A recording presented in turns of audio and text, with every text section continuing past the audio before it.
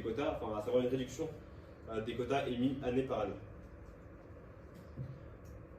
L'idée ensuite, c'est d'élargir le compte carbone, car en fait, un des objectifs, c'est que les gens choisissent où ils veulent réduire leur empreinte carbone.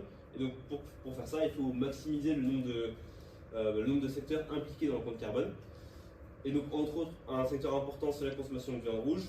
Donc une possibilité, c'est d'attribuer des émissions plafond en disant que 1 kg de viande de 1 kg de viande de bœuf coûte tant de CO2. Voilà.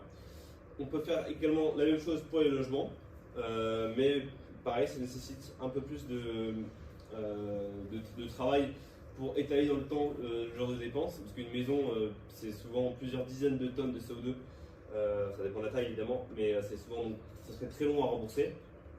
Et notamment, il faut prévoir des ajustements, c'est-à-dire qu'au moment où vous mettrez le quota en place, les gens auront tout intérêt à acheter leur logement juste avant, enfin bref.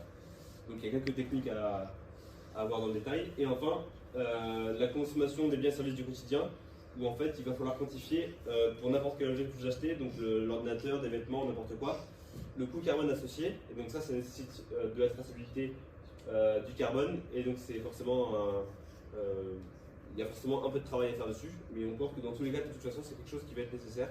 Et c'est quelque chose qui est déjà mis en place en fait dans pas mal d'entreprises où les bilans carbone commencent à être obligatoires pour les grandes entreprises notamment. Et donc petit à petit, ça devrait pouvoir finir par arriver. En termes de chiffrage, donc c'est un mécanisme. En termes de coût, l'achat et de vente des crédits carbone, c'est régulé par l'agence carbone. Et donc c'est des échanges entre particuliers, il n'y a pas de coût particulier par rapport à ça. Le seul coût, c'est l'administration.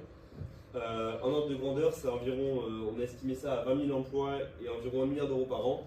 Ce qu'on peut comparer aux dépenses de l'État qui sont d'environ 400 milliards et au budget du ministère de la Transition écologique qui est de 40 milliards. Donc c'est une dépense qui est relativement raisonnable. En fait, c'est pas tant le coût et pas tant un problème